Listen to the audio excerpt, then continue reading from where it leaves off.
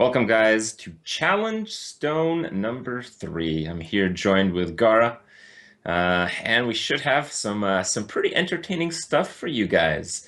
How you doing, Gara? You ready to cast some pretty sweet matches? I'm doing great. I'm super excited for it. Super excited for it. All Yeah. right. So today, you guys have probably checked out Challengestone 1 and 2, and if you haven't, maybe it's a good idea to do so. Challengestone is a tournament where we try to really showcase the deck building prowess of some players. Often when you see players in, very prestigious tournaments, they're often there because of their ability to play a deck rather than their ability to innovate new decks and, creative concepts between cards. And you probably know a little bit about that, Gara. I mean, often we see Yep. you bringing some of these new decks. Do you think maybe you'd have more success just playing the same old stuff? No.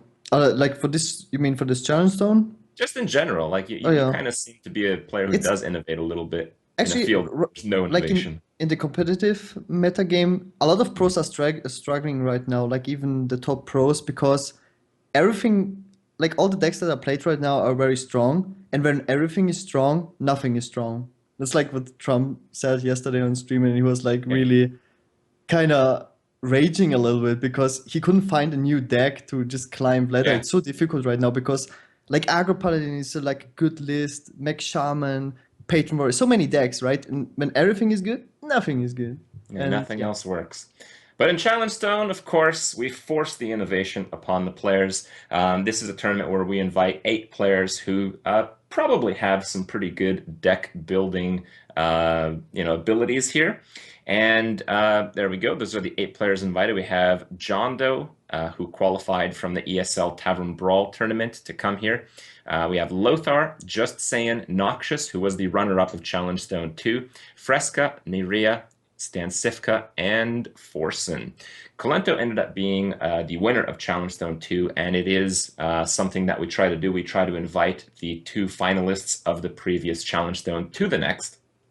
But Colento couldn't make it, and some people have, wished that maybe some Archon members or some other team could participate in this tournament. The thing is, there's a lot of tournaments going on right now, and it's very difficult to kind of get everyone that we want together. Colento will be joining us hopefully for Challenge Stone 4, unless they are even more scheduling conflicts. But, we're doing our best, and I think we have a pretty good roster for you guys still. So Challenge Stone, what is it? We basically get players to build decks on the spot. We force them to make 3 decks with rules that change every single time, and they have a very specific time period in which they can build these decks. Then they have to use these decks to compete in the tournament. It's going to be best of 5s all the way through until the finals. In the finals, it's going to be best of 7 with a revived deck after the 3 have won. And that's usually the case. Normally, it is not conquest format. But, sometimes the rules change that up a little bit. And this time around, we have the challenge that we put on our players. We have the right on target challenge. So if you want some more details for this challenge, you guys can check out the description. You guys can check out Tempo Storm. There's a lot of articles. There's a lot of stuff about this. But basically, it's fairly simple. If when you play a card, if it can target something, you can include it in your deck. So you have to make 3 decks of different classes, and this is going to be conquest format. We thought maybe conquest would be a little bit more fitting because maybe some classes might be more than just a little bit stronger than the others, and we'll see kind of how players react to that. You had a few thoughts about that, Gara, and we'll get to that when we get to see some of the deck building. And only cards that are capable of targeting other cards or heroes can be included in decks. So just for some clarifications, Ancient of Lore, you can play Ancient of Lore because when you play Ancient of Lore, you can choose to heal, and the heal is a targeted one. So if you have like Guardian of Kings is not a targeted heal. You cannot use Guardian of Kings. You can't use things like Mind Blast because it automatically does face damage, but you can use things like Fireball because it's targeted to whatever you want. You can use Ancient of Lore even to draw cards, because this restriction only applies to the cards when added to the decks and not so during play. So the players have full freedom to use the cards that they want. You can also use things like Starfall, again with a similar choose function. So Starfall you can use to deal 5 damage to one thing, and because of that it's legal, but in the game, you can use to deal 2 damage to all their stuff. And yeah, you can use cards with targeting functions that can't even target. So a popular one is Blackwing Corruptor. You know, if you have a dragon, deal 3 damage to something, but you might just not have a dragon in your deck, you can still use that card. It is still legal. And if players fail to go by the rules because there's a timed event, in this case it's going to be 20 minutes, if they include cards that do not follow the rules of the right on target challenge, they will be penalized. They'll have the cards that are not legal replaced out. And in goes, from the top of the list, we have 2 Faceless Manipulator, 1 Alistraza, 2 Blackwing Corruptors, and so on. So there's a little bit of a trend in these creatures. You know, it's not as hard as it seems. You were talking about that, Gara, how it's, you know, it's maybe just the hardest challenge so far, but not really, right? Like you can kind of figure out what's going on. Like what kind of thoughts go through your mind Or, with your approach to this? okay, the first two things that come to my mind is the first thing is that AoE spells are not allowed Hmm. except Swipe and Moonfire, so Druid has like a big edge. And then automatically it comes to my mind that Zooish type of decks are good because you can't, like, as soon as you have board control, no class can remove the minions, right? But to build a Zooish type of deck It's with the really minion hard. restriction is very difficult. And that's why I thought it's complicated. And the other thing was that classes like Shaman or Mage, which have like a lot of spells, good spells with target that are good. So those are like better.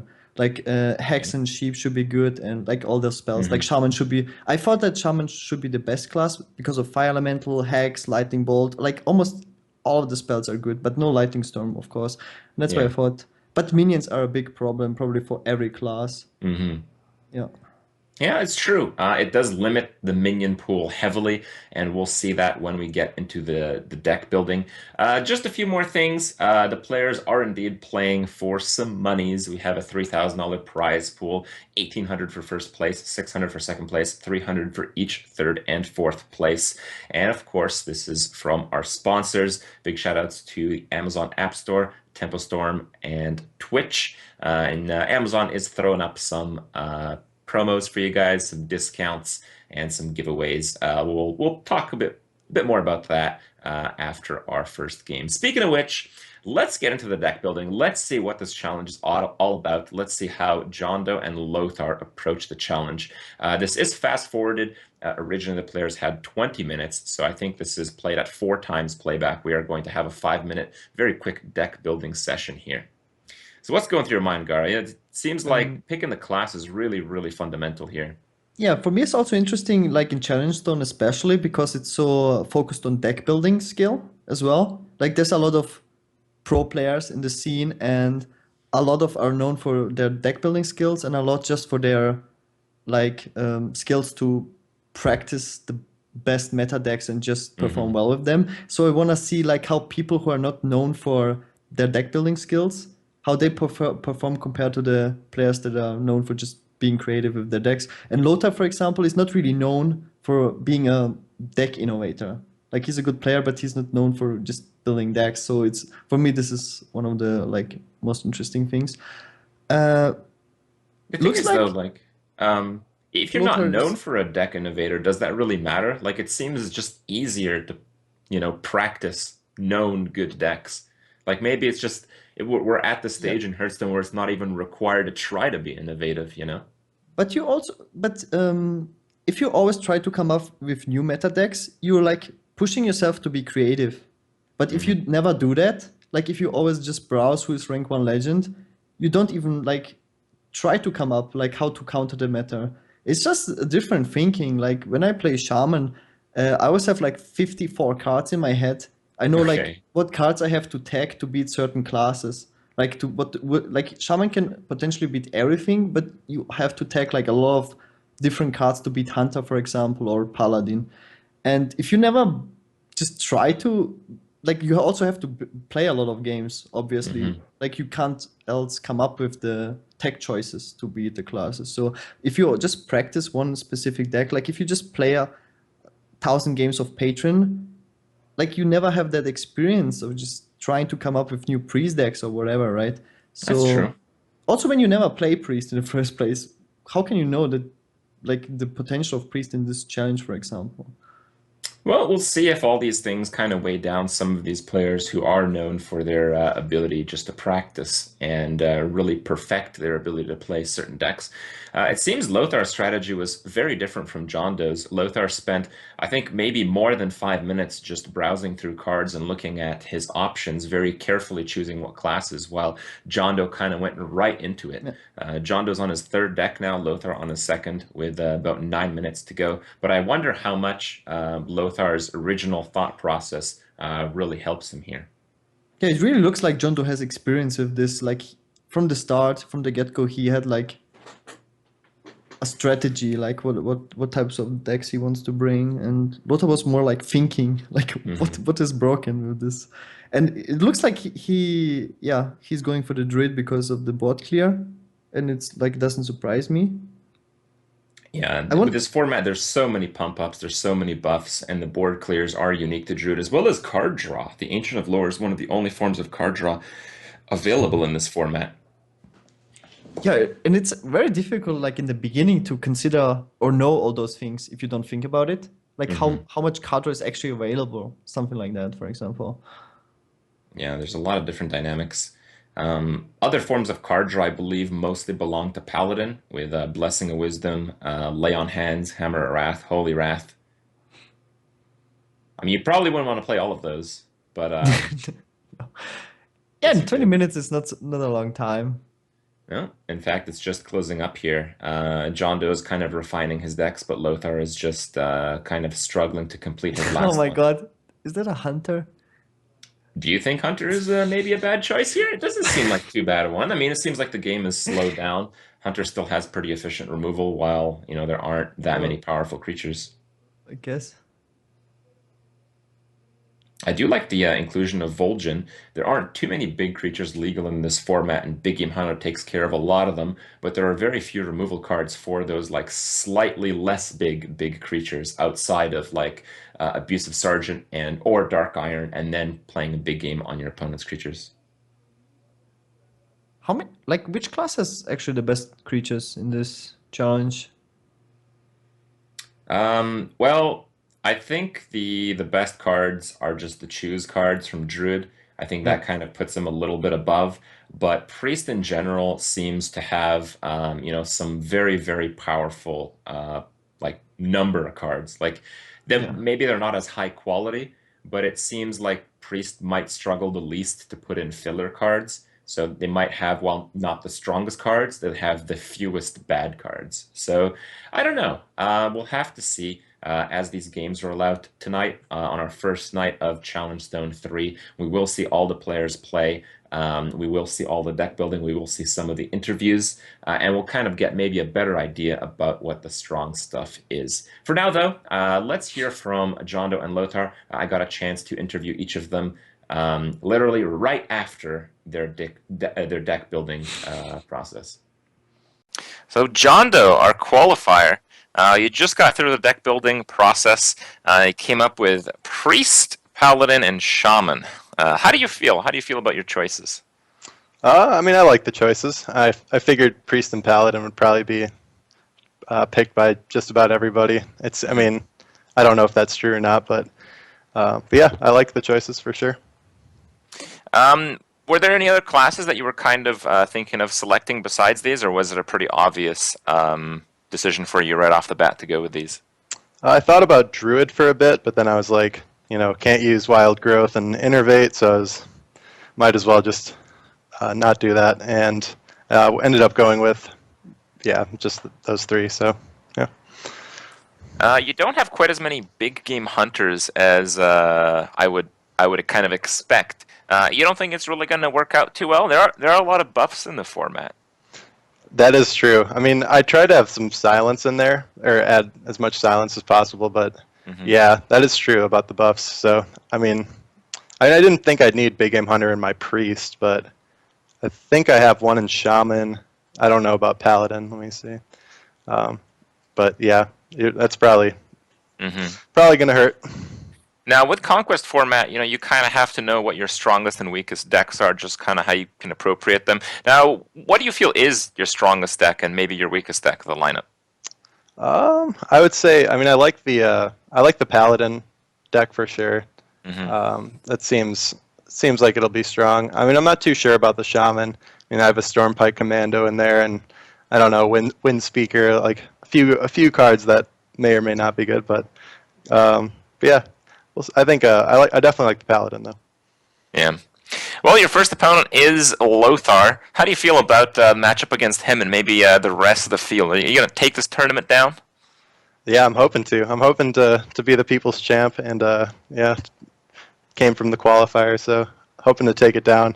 Definitely cool to play against some of these guys when I watch them on, streams countless times. So it'll be cool.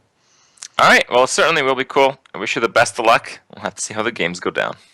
All right, thanks, Grip. Here we are with Lothar right after the deck building. How are you feeling? What are your initial thoughts after making three pretty sick looking decks? Sick looking decks. Well, I don't know if this is like, this, you said it sound bad, but I'm kind of happy with what I built. I'm kind of pissed at myself for not playing Paladin because I totally forgot about Blessing of Might. And that was like the one card that actually could have made a decent aggro deck. Because my initial thought was, okay, Hunter is good anyway. It's like, there's almost no heal because it's on 2 Farseers and Voodoo Doctors, and probably no one will use Voodoo Doctors because of the archers, right? So, only Farseers will be played, and maybe Ancient of Laws and Druids. But otherwise, it should be fine. And with 4... Play on hands. Yeah, well, I think if someone will pick Paladin, I don't think they will play more than one Lay on Hands. So, Probably, yeah. There's no more card draw in the deck. So getting that Lay on Hands is kind of tricky.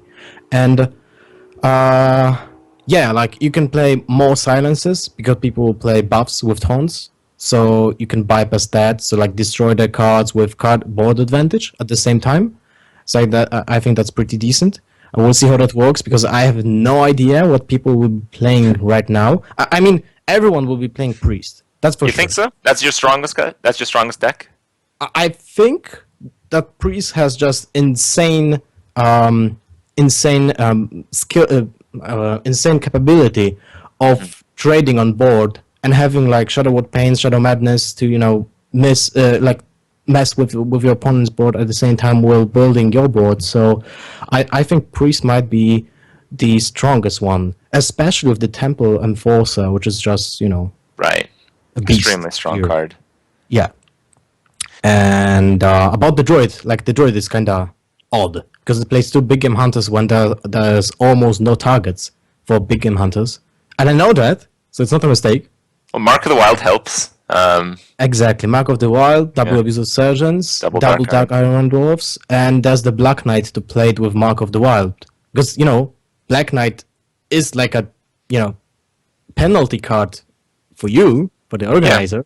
But for me, I think it's still decent because it's a 4/5 for 6 mana, and if I can pair it up with a removal for 2 mana, so 8 mana, play a 4/5 minion and remove anything that the opponent play. And there will be druids with Mark of the Wilds anyway. So I think it might be okay to play it, but only in druid, I think. Okay. Well, that's very good analysis of your decks. I'm kind of curious. You mentioned you skipped out on Paladin. Do you feel there's any other strong classes that you're really kind of torn between? I was torn for Shaman. Because with Fire Elementals, it's like, wow, this card rocks. This They card play that rocks. card anyway, right?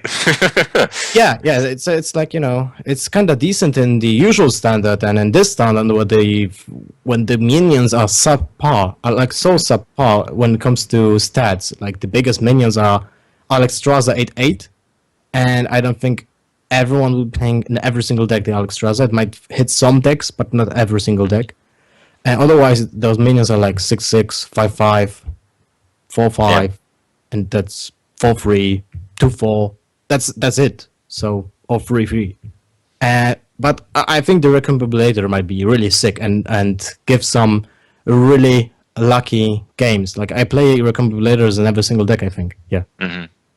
All right. Well, you have to play off against Jondo in your opening game. I wish you the best of luck. Again, so far I've been impressed by the overall deck quality in this tournament, and you are certainly no exception to that. I think you got a very good lineup, and hope you do pretty well. Well, thank you. Thank you for the interview.